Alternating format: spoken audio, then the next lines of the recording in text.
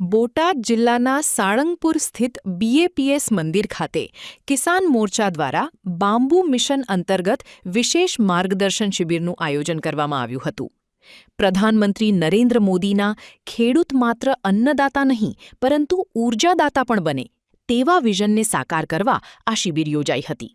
જેમાં મહારાષ્ટ્રના bamboo main પાશાભાઈ Patel અને ભાજપના આગેવાનો દ્વારા ખેડૂતોને કપાસ તથા મગફળીના વિકલ્પ રૂપે વાંસની ખેતી કરવા અંગે વિગતવાર માર્ગદર્શન અપાયું હતું.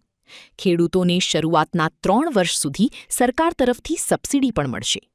બાંબુની આધુનિક ખેતીથી પરંપરાગત પાકો કરતાં 1 વીઘામાં વધુ આવક મેળવી શકાશે.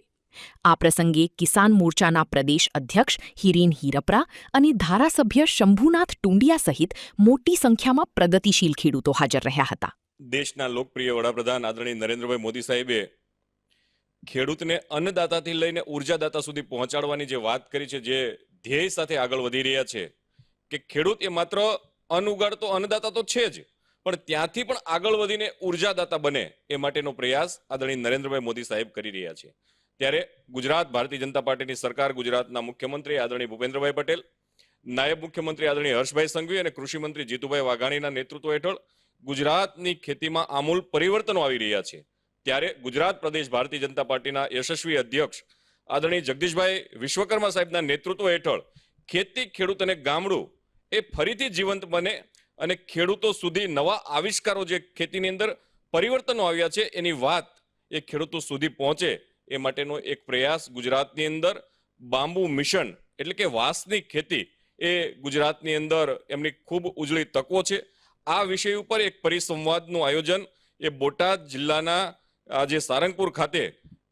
બોટાદ જિલ્લા ભારતીય જનતા પાર્ટી કિસાન મોરચા દ્વારા એક આયોજન કરવામાં આવ્યું છે અને આયોજનના ભાગરૂપે આજે બોટાદ જિલ્લાના ખેડૂતોને આ પરિસંવાદની અંદર બાંબુ એટલે કે વાંસની ખેતી અને એમાંથી થતું વેલ્યુ એડિશન આ વિષય ઉપર મહારાષ્ટ્રના બાંબુમેન તરીકે ઓળખાતા પાસા પટેલ, કિસાન મોરચાના રાષ્ટ્રીય મહામંત્રી બાબુભાઈ જેબલિયા, પૂર્વ કૃષિ મંત્રી આદરણીય ભૂપેન્દ્રસિંહ ચુડાસમા સાહેબ, અમારા જિલ્લા ભાજપના પ્રમુખ મયુરભાઈ, કિસાન મોરચાના અમારા પ્રમુખ અશ્વિનભાઈ, સુરેશભાઈ ગોધાણી, મયુરભાઈ હિરોપરા સાથે બોટાદ જિલ્લા ભારતીય જનતા પાર્ટીની ટીમ અને બોટાદ જિલ્લાના પ્રગતિશીલ ખેડૂતો સાથે આજે આ વિષય ઉપર પરિસંવાદ કરીશું અને આ ખેતીની જે ઉજ્જવળ તકો છે એ વિષય ઉપર માર્ગદર્શન આપવામાં આવશે. સુરેશ ગોધાણી, પ્રગતિશીલ ખેડૂત તરીકે હું કામ કરું છું. આજે સાળંગપુર ખાતે ભારતીય જનતા પાર્ટી કિસાન મોરચા દ્વારા બાંબુ મિશન સેમિનાર, બાંબુ એટલે કે વાંસનો સેમિનાર અને એનું માર્ગદર્શન માટેની અહીંયા વિશાળ સંખ્યામાં અમારા માનનીય પ્રદેશના અધ્યક્ષ કિસાન મોરચાના ભાઈ શ્રી હિરેનભાઈ હિરપરા, રાષ્ટ્રીય કિસાન મોરચાના મહામંત્રી બાબુભાઈ જેબલિયા, માનનીય ધારાસભ્યશ્રી, માનનીય જિલ્લાના અધ્યક્ષ મયુરભાઈ, તેમજ જેને માર્ગદર્શન આપ્યું છે એવા પાશાભાઈ પટેલ જેઓ મહારાષ્ટ્રથી આવ્યા છે, ભૂપેન્દ્રસિંહ ચુડાસમા, તેમજ અમારા કૃષિમંત્રીશ્રીએ શુભેચ્છા પણ પાઠવી છે. આજે વિશાળ સંખ્યામાં અહીંયા બોટાદ જિલ્લાના જે ખેડૂતો હતા, પ્રગતિશીલ જે ખેડૂત હતા, એનું સંમેલન રાખવામાં આવ્યું. અહીંયા બાંબુની ખેતી થાય, આ વિસ્તારમાં જે બંજર જમીન પડી છે ત્યાં બાંબુની ખેતી થાય અને એમાં કપાસ કરતાં પણ સારું ઉત્પાદન આવે, ખાતરનો ઉપયોગ ઓછો થાય, દવાનો ઉપયોગ ઓછો થાય, મજૂરી ઘટે અને સારામાં સારું ઉત્પાદન જે કપાસ અને સિંગ અને મગફળી કરતાં પણ સારું ઉત્પાદન આવે એ પ્રમાણેનું પ્રાકૃતિક ખેતી થાય, જેથી કરીને વાતાવરણને પણ ફાયદો થશે, ખેડૂતને આવક વધશે, મજૂરીનો ખર્ચ વધશે, તેમજ અન્ય ઘણા બધા ફાયદો થવાના છે. રાષ્ટ્રીય કક્ષાએ પણ ફાયદા થવાના, સરકારને પણ ફાયદો થવાનો છે. એ પ્રમાણેનું ખૂબ સરસ મજાનું અહીંયા આયોજન કરી અને માર્ગદર્શન આપવામાં આવ્યું છે. બાંબુની ખેતી કરવામાં આવે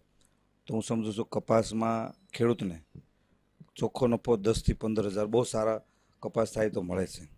પરંતુ આ બાંબુની જો ખેતી કરવામાં આવે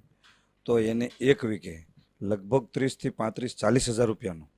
વગર ખર્ચનો પાછો એટલે કે 40,000 રૂપિયા એને 3 વર્ષ પછી આવક શરૂ થાય છે અને 3 વર્ષ સુધી જે આવક ન થાય એમાં સરકાર એમાં કંઈક ને કંઈક સબસિડી રૂપે સહાય આપે છે, જેથી કરીને ખેડૂતને ખર્ચો નીકળી જાય અને 3 વર્ષ પછી એમાં 30% કાપણી કરવામાં આવે છે અને 30% જે કાપણી કરે એમાં કપાસ કરતાં બમણું ઉત્પાદન એને મળે એ પ્રમાણેની આ વાત થઈ છે.